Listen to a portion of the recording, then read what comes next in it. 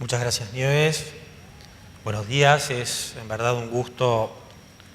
poder compartir con ustedes estas brillantes jornadas sobre innovación y reconstrucción del derecho administrativo. Quiero agradecer especialmente a los organizadores, la persona del doctor Juan Corbalán, que sin duda ha coordinado un extenso grupo de colaboradores que han hecho de este formato nuevo y también innovador, conforme al título de las jornadas, un evento del cual he podido disfrutar intensamente en el día de ayer. Al mismo tiempo, quiero disculparme ante ustedes y en particular ante los distinguidos colegas de este panel por que tengo que retirarme luego de la exposición en función de una equivocada programación de vuelos, en función de una equivocada comprensión del horario de comienzo. Entonces, les pido disculpas, en verdad es sentida mi disculpa en este sentido, no solo por la imposibilidad de escuchar a los distinguidísimos juristas que expresarán luego sus conferencias, sino fundamentalmente porque implica una transgresión al modelo que ha sido seguido metodológicamente para el desarrollo de estas jornadas, que es el modelo de preguntas y respuestas. Independientemente de esto, procuraré, como dijo nuestra moderadora, la doctora Nieves Machiavelli, responder a las preguntas que me fueron formuladas dentro del desarrollo asignado. En este contexto, entonces, voy a referirme a la articulación del procedimiento y del proceso administrativo ante la administración prestacional. Evidentemente es un tema que nos puede llevar al infinito y esto conspiraría no solo contra la claridad del desarrollo, sino también contra mis posibilidades intelectuales reales de decir algo que pueda resultar útil. Sin perjuicio de ello, quiero compartir con ustedes que esta idea de articular el proceso y el procedimiento administrativo de un modo diverso creo que es uno de los grandes desafíos de la reconstrucción del derecho administrativo. Y no me parece que sea esta una tarea de exclusiva originalidad para el sistema jurídico argentino, que se ha orientado históricamente, con algunas excepciones, conforme a la configuración que el derecho continental europeo ha hecho de él a partir de la tradición francesa, que nos ha sido heredada directamente de los maestros franceses por intermedio de los insignes juristas españoles y en menor medida de la tradición alemana. Digo con algunas excepciones porque evidentemente los modelos de agencia reguladora que se instrumentaron en la década del 90, hoy ante un evidente fracaso, el fracaso de la regulación de los servicios y la nacionalización de las empresas, fue, claro, una figura tomada de otra fuente normativa propia del derecho anglosajón, tal vez con las singularidades de desarrollo características del derecho norteamericano. Ahora bien, existen hoy, entonces, frente a una administración pública que se revela de modo prestacional, desafíos que son inherentes al tipo de prestaciones que esta administración debe asumir. Sin perjuicio de ello, creo que es necesario explicar que esa administración prestacional, por lo menos desde la perspectiva desde la cual estoy abordando el problema, nace a partir de una determinada conceptualización del Estado, cuál es la conceptualización del Estado liberal burgués, característico del siglo XIX y que es pergeñado en la teoría política durante los siglos XVII y XVIII y en la filosofía en general en el siglo XVII a partir de las tesis filosóficas del kantismo y de la filosofía de la Ilustración. Es el pasaje que ocurre entre el Estado liberal burgués y el Estado social de derecho lo que permite visualizar una nueva configuración de la administración pública, una nueva dotación y asignación de funciones a la administración pública que reclaman un esquema procedimental de desarrollo diverso, entiendo, al que hemos estado siguiendo hasta el momento. El Estado liberal está fundado, el Estado liberal burgués está fundado en la noción del derecho subjetivo, pero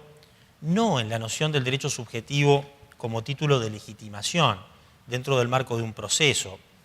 en esta consideración clásica a la cual ayer se hizo referencia, intereses simples, legítimos, derechos subjetivos. No es esta la consideración desde la cual parte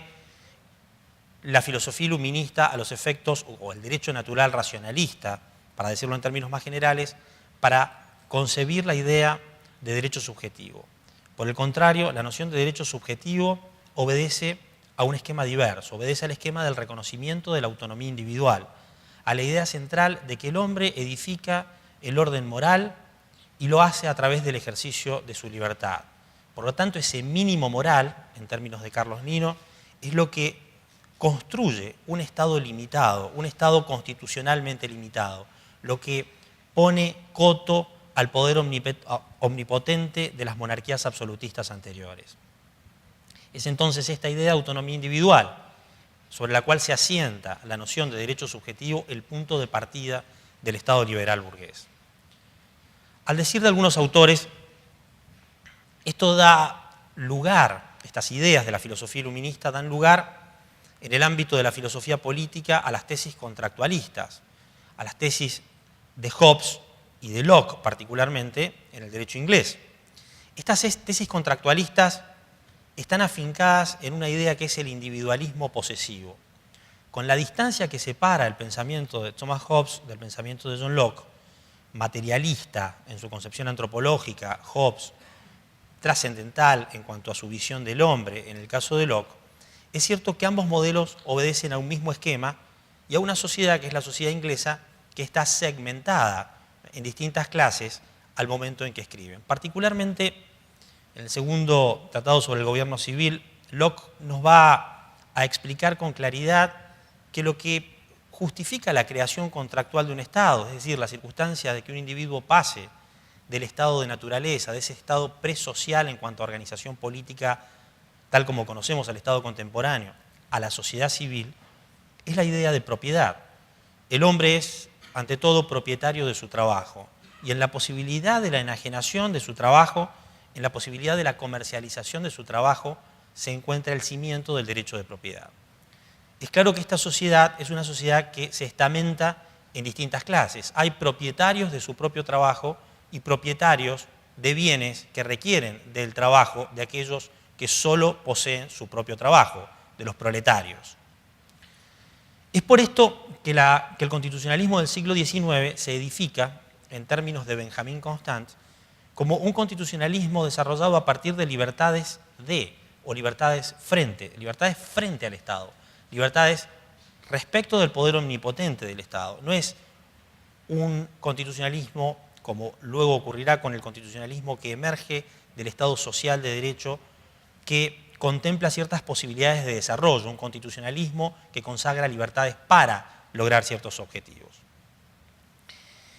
El estándar fundamental de desarrollo de las ideas constitucionales del siglo XIX es el criterio de igualdad formal, la igualdad ante la ley. Evidentemente, el logro de un estándar de igualdad ante la ley en el siglo XIX, viniéndose en términos políticos de un Estado monárquico absolutista, es un triunfo definitivo, es el triunfo del reconocimiento de los derechos, es el triunfo del reconocimiento de los derechos al modo que Dworkin va a referirlos contemporáneamente al decir que estos derechos implican triunfos frente a las decisiones de la mayoría. Ahora bien, al mismo tiempo, estas ideas de la igualdad formal son insuficientes y así la crítica que desde el igualitarismo marxista se hace al ideario constitucionalista y a su concreción en el capitalismo primigenio, tiene que ver con esta idea central de la tesis marxista relativa a que esa propiedad del individuo en el trabajo que puede enajenar ha conllevado a su alienación, le ha impedido el ejercicio de derechos reales, pues lo ha puesto al servicio de alguien que lo ha sometido a condición de esclavo. Si se quiere, la crítica marxista trae consigo iluminadoras palabras para la teoría del derecho. Contemporáneamente, las corrientes de crítica legal studies y tantas otras, inspiradas en Marx y en Pareto, hacen alusión a esta idea. No hay posibilidad de igualdad formal, eso es mera retórica. Horkheimer y Adorno, en su clásica obra sobre la dialéctica de la Ilustración, denunciaban el mismo inconveniente. Es decir, la Ilustración que pretendió llevar al hombre a la cima de su libertad ha contribuido a su esclavitud. Esto fue entonces lo que motivó la aparición del pensamiento liberal igualitario. El liberalismo igualitario, hoy presente en autores contemporáneos, algunos fallecidos, como es el caso de John Rawls, otros aún vivos, como es el caso del pensador alemán Jürgen Habermas. No se trata para el liberalismo igualitario de edificar un orden que pretenda establecer un baremo igualitarista en términos sociales, sino por el contrario, equilibrar aquellas libertades políticas que son imprescindibles para el Estado constitucional, pero que conllevan evidentes criterios de desigualación material en la sociedad, a parámetros en virtud de los cuales la sociedad tenga, como dice John Rawls en su teoría de la justicia, al referirse al principio de diferencia, sociedades que tengan o que trasunten en sus decisiones políticas una opción preferencial por aquellos que se encuentran en una posición original de competencia de desventaja. No es entonces el ideario del estado de bienestar el que coincide exactamente con la tesis del liberalismo igualitario. Sin perjuicio de ello, se aproxima a este ideario. No obstante, también la economía capitalista de los Estados Unidos, bajo cierto sesgo de estado de bienestar, por lo menos en los planes de salud instrumentados por el presidente Obama, contribuye al mismo propósito. Para concluir esta primera parte, entonces, y como idea central, quiero reflejar el siguiente pensamiento. La crítica que el igualitarismo indujo, la crítica que el igualitarismo atribuyó al pensamiento liberal burgués del siglo XIX contribuyó a la creación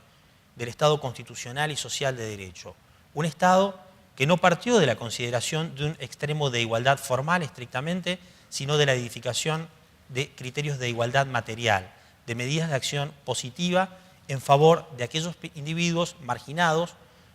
desaventajados, que debían igualarse al resto de la sociedad en los criterios de distribución. Ahora bien, esos criterios de distribución no son los característicos del distribucionismo que connota a la teoría de la justicia distributiva en términos globales, sino criterios procedimentales. Obrar conforme a la ley, obrar conforme a principios que culminarán en una asignación equitativa de bienes y de servicios. En este contexto, entonces, es donde aparece la administración prestacional, que es nuestro segundo problema. El Estado, que fuera definido por Max Weber a comienzos del siglo XX como una agencia política, un gestor, un agente de determinados intereses políticos, completado este pensamiento por este gran filósofo político argentino fallecido recientemente, Guillermo Donner, la idea del Estado como agencia implica hoy nuevos desafíos para la administración pública. Habermas nos dice en facticidad y validez que la administración pública hoy se configura no solo como una reguladora en términos de creación de normas jurídicas, no solo como una creadora de infraestructuras o bienes económicos públicos, es decir, bienes que no podrían sino financiarse tributariamente, pues el grado de provecho o beneficio individual no podría ser determinado a priori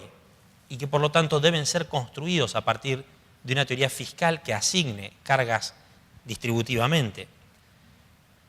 Esta administración está orientada hoy a, dice Habermas, la evitación de ciertos riesgos, particularmente riesgos que deben ser aventados solo por la agencia, que solo pueden ser aventados por la agencia política. Es lo que ocurre con los riesgos medioambientales, con los problemas de seguridad internacional, con los problemas de protección de información personal, a los cuales aludía en el día de ayer el profesor Barnés. Además, es una agencia que debe encargarse de la promoción y el fomento. Habermas habla de clientes, no de administrados, de la promoción y el fomento de sus clientes. Y se refiere con esto no solo al ámbito de la tutela de los derechos patrimoniales, de los derechos de propiedad, no solo a la idea de alentar la creación de empresas dentro del contexto del mercado, nominado por los derechos de propiedad, los contratos y la responsabilidad civil, sino también las acciones directas que tienden a la promoción individual de los sujetos. Esta administración, con este amplísimo bagaje de cometidos, es una administración que se posiciona frente a la ley de un modo completamente distinto al modo en que se posicionaba la administración en el Estado liberal burgués del siglo XIX. ¿Por qué? Por una sencilla razón. Porque la ley es un programa insuficiente a efectos de abarcar la ley formal, es un programa insuficiente a efectos de abarcar la multiplicidad de cometidos y a su vez a efectos de dar una respuesta eficaz a las posibilidades reales de concreción de la acción administrativa en aras de cumplir con estos cometidos. La administración entonces, al decir de Habermas, se autoprograma, va creando su propio programa, va desapegándose de la ley. Al desapegarse de la ley, se desapega de la reserva de ley. Al desapegarse de la reserva de ley, se desapega de las bases deliberativas que han construido el sistema político democrático. Y este es un desafío evidente que podemos palpar. El profesor Barnés señalaba la enorme influencia contemporánea del soft law, ¿no?, del derecho convencional, de este derecho que emerge no de la tesis del Leviatán, el Estado que decide todo, sino de la posibilidad de convenir con los particulares. Bien, ese soft law es una de las manifestaciones. Ahora, otra de las manifestaciones claras que ha surgido en los diversos debates que tuvieron lugar ayer es la que tiene que ver con la enorme influencia de la legislación de tipo reglamentario, en particular de la legislación delegada, que no es un problema estrictamente del sistema constitucional argentino, sino es un problema que deben afrontar todas las administraciones públicas frente a las limitaciones efectivas de la ley en el mundo.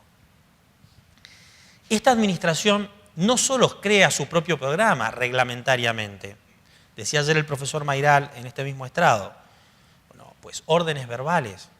bien, por un lado órdenes verbales, pero por otro lado además innumerables circulares, resoluciones, disposiciones de las demás diversas autoridades administrativas que contribuyen el entramado legislativo central al cual sometemos como ciudadanos nuestro accionar diario. Autoprogramación de la administración, desvinculación de la ley formal, desapego de los baremos establecidos por la ley formal. Primer desafío. Segundo desafío, el problema central de los tiempos de resolución. El profesor Agustín Gordillo señalaba ayer, desde una perspectiva que no comparto plenamente, pero señalaba los desafíos que a la jurisdicción se le presentan hoy en función de la necesidad de juzgar a la administración de un modo efectivo encontrando respuestas eficaces y prontas. La administración padece los mismos problemas. La incidencia fundamental que hoy tiene la configuración de las direcciones, secretarías o departamentos de defensa de los consumidores y usuarios y el modo en que resuelven controversias, asignando derechos que tienen que ver con la determinación de daños y perjuicios, aún por fuera de los estándares señalados por la Corte Suprema de Justicia de la Nación en el precedente Estrada, es un evidente desafío. Hay una cuasijurisdiccionalidad implícita en el desarrollo de funciones, de este tipo de funciones por parte de la administración pública. El plenario EDESUR de la Cámara Federal Contencioso Administrativa da cuenta de esta idea. Es claro que bajo los estándares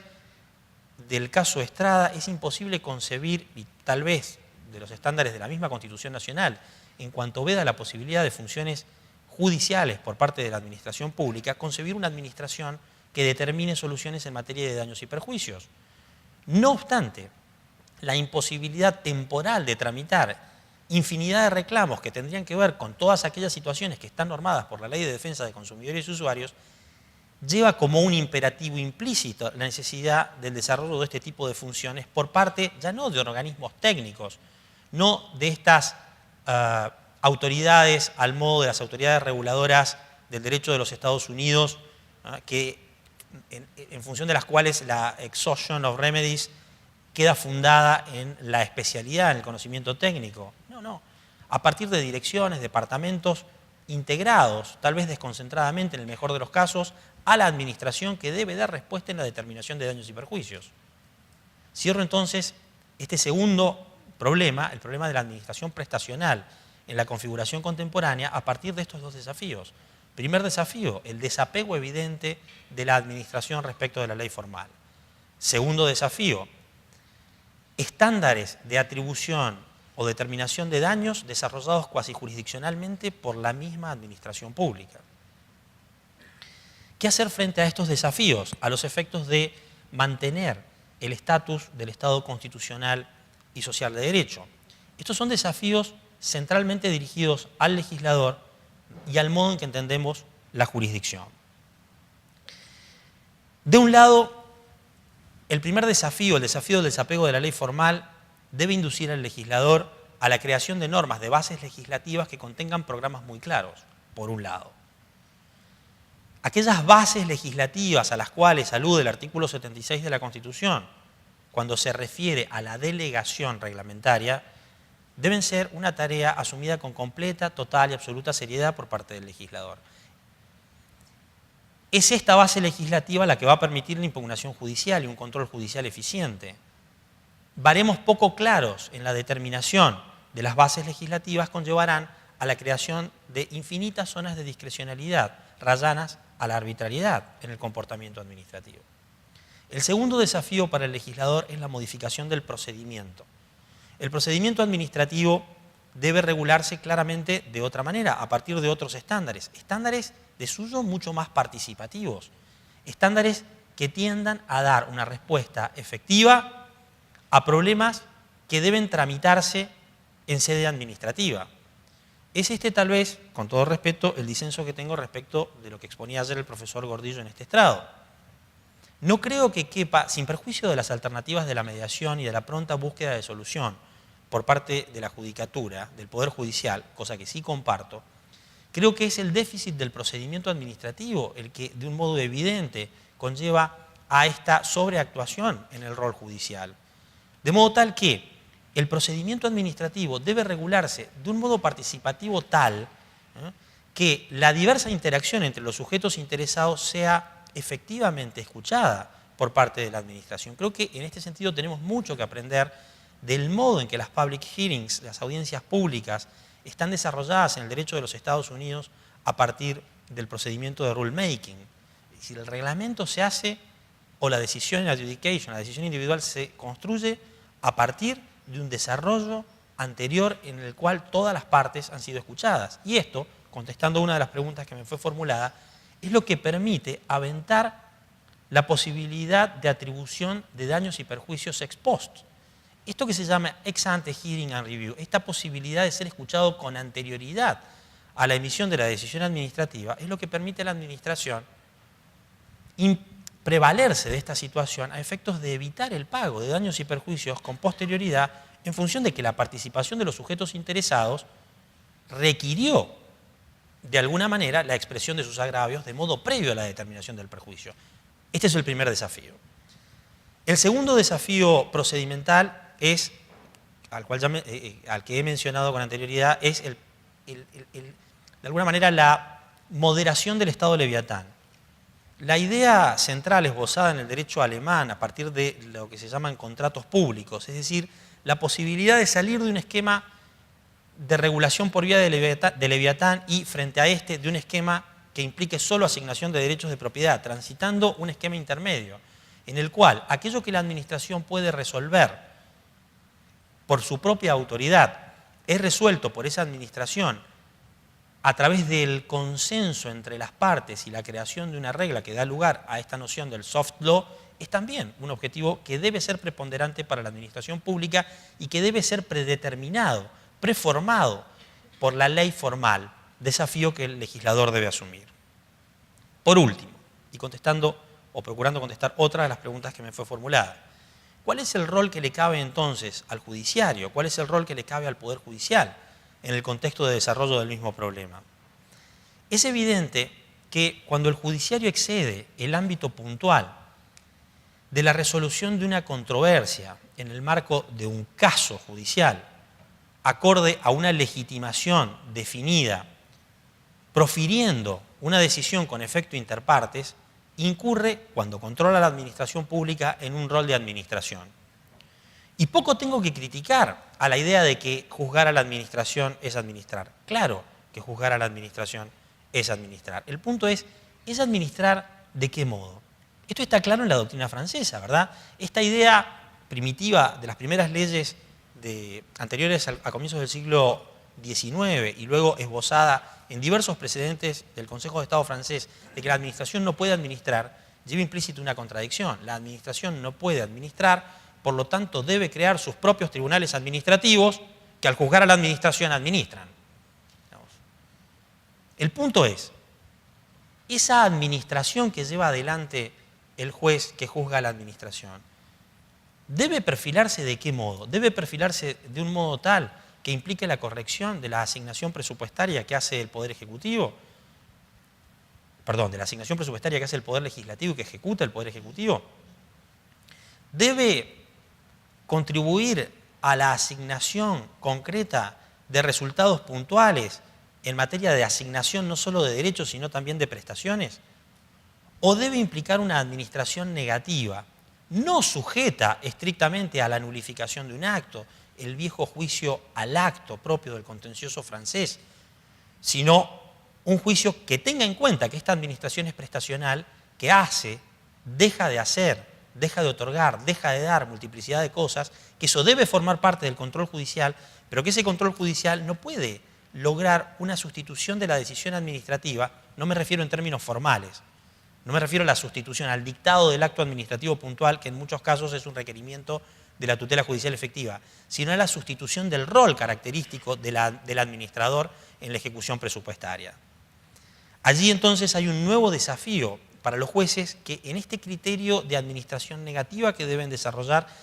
administración negativa no solo en un sentido anulatorio de las decisiones administrativas, sino administración negativa en la corrección de aquello que implica una clara violación arbitraria